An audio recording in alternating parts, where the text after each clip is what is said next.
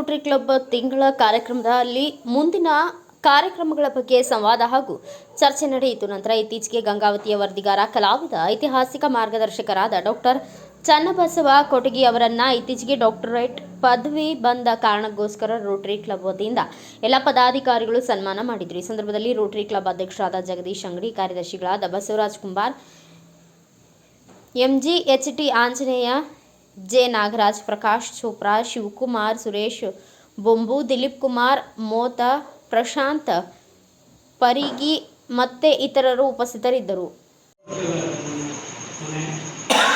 ಸುಮಾರು ಈಗ ಒಂದು 15 ವರ್ಷ ಆಯಿತು sir.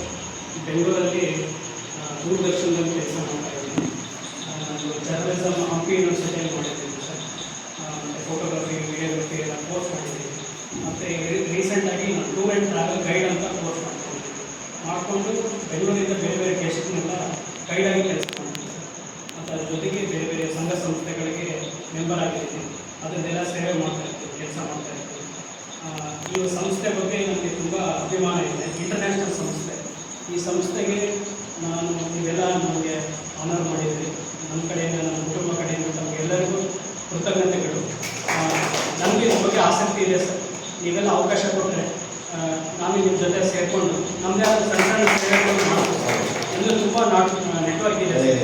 Throughout Karnataka, throughout India ಎಲ್ಲ ನೆಟ್ವರ್ಕ್ ಇದೆ ಸರ್. ನಿಮ್ಮ ಆಶೀರ್ವಾದದಿಂದ ಈಗ ಫಾರಿನ್ ಕಂಟ್ರಿಗೂ ಬೆಳೀತಾ ಇದೆ ಸರ್. ನಿಮಗೆ ವೆಲ್ವಿಷರ್ಸ್ ಇದ್ದಾರೆ, ಒಂದು ಮಾಡ್ಕೊಂಡು ಹೋಗ್ತಾ ಇದೆ ಸರ್. ಒಂದು ಅವಕಾಶ ಕೊಡಿ, ನಿಮ್ಮ ಜೊತೆ ಕೆಲಸ ಮಾಡೋಣ, ನಮ್ಮ ಊರಿನ ಹೆಸರು ತರೋಣ ಅಂತ ಹೇಳಕ್ಕೆ ಇಷ್ಟಪಡ್ತೀನಿ ಸರ್.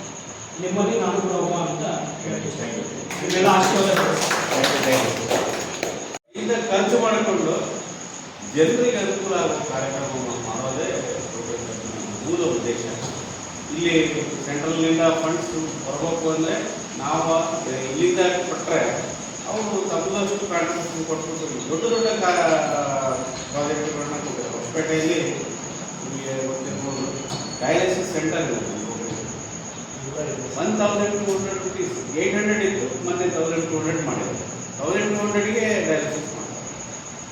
ಮತ್ತು HIV ಪೇಷಂಟ್ಸ್ಗೆ ಕೂಡ ಅಲ್ಲಿ two beds for HIV patients.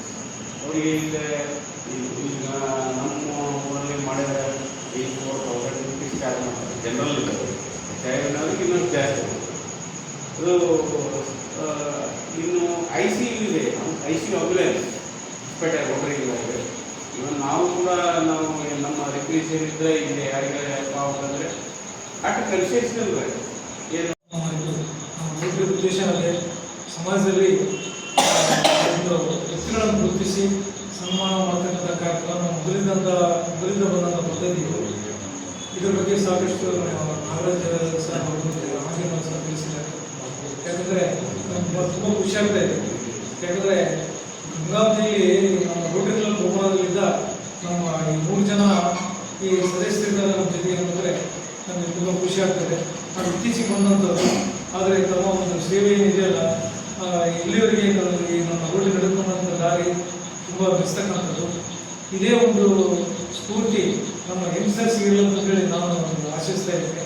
ನಿಜವಾಗ್ಲೂ ಈ ಸಂದರ್ಭದಲ್ಲಿ ನಾವು ಬಸವರಾಜಿಗೆ ಇಷ್ಟಪಡ್ತೀನಿ. ಯಾಕಂದರೆ ಯಂಗ್ಸ್ಟರ್ನ ಬಿಡಿಸಿ ನಾವು ಈ ನಮ್ಮ ಏಜ್ನ ಕರ್ಕೊಂಡು ಹೋದರೆ ಇಲ್ಲಪ್ಪ ಅಂತೆಲ್ಲ ಎದುರಾಗ್ತಾರೆ. ಬಟ್ ಆ್ಯಕ್ಚುಲಿ ಅಂದರೆ ನಮ್ಗೆ ಏನು ಆಗೋಗಳು ಏನಾಗ್ತದೆ, ನಮ್ಮ ರೋಟರಿ ಉದ್ದೇಶ ಏನು ಅಂತಂದರೆ ಎಲ್ಲ ನಾವು ವಿವರ ಹೇಳಿದ್ದಾರೆ. ನಮಗೇನು ಸಾಕು ಪದ್ಯ ತಿಳ್ಕೊಳ್ತೀನಿ. ಅದೇ ಥರ ಬಸವರಾಜ್ ಯಾಕಂದರೆ 7 ಜನ ಪರಿಚಯ ಮಾಡಿಸಿ. ಯಾಕಂದರೆ ಈಗ ರೋಟರಿ ಅಂದ ತಕ್ಷಣವೇ ಜನ ನಾವು ಕೃಷಿ ಮಾಡೋ ಜೊತೆಗೇ ನಮ್ಮನ್ನು ಕೃಷಿಸಕ್ಕಂಥ ಒಂದು ಕಾಲ ಇದೆ. ಯಾಕಂದರೆ ಅಂಥದ್ದು ಒಳ್ಳೆಯ ಕೆಲಸ ಮಾಡಿದ್ವಿ. ಯಾಕಂದರೆ ಹೋದ ವರ್ಷ ನೀವು ನೋಡಿದಲ್ಲೂ ನಮ್ಮದೇ ಆದಂಥ ಒಂದು ರೋಟರಿ ಕ್ಲಬ್ ಅಂದರೆ ಈ ಗಂಗಾವತಿ ತಾಲೂಕು ಗಂಗಾವತಿಯಲ್ಲಿ ಒಂದು ಮಾತು ಇದೆ.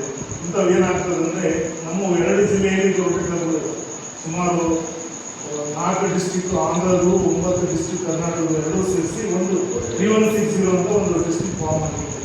3160ರಲ್ಲಿ ಸುಮಾರು 69-72 ಕ್ಲಬ್ಗಳು ಆಗಿರ್ತವೆ. ಅದು ಎಲ್ಲರೂ ನಮ್ಮ ಗಂಗಾವತಿ ಕ್ಲಬ್ ಇರ್ತಾರೆ.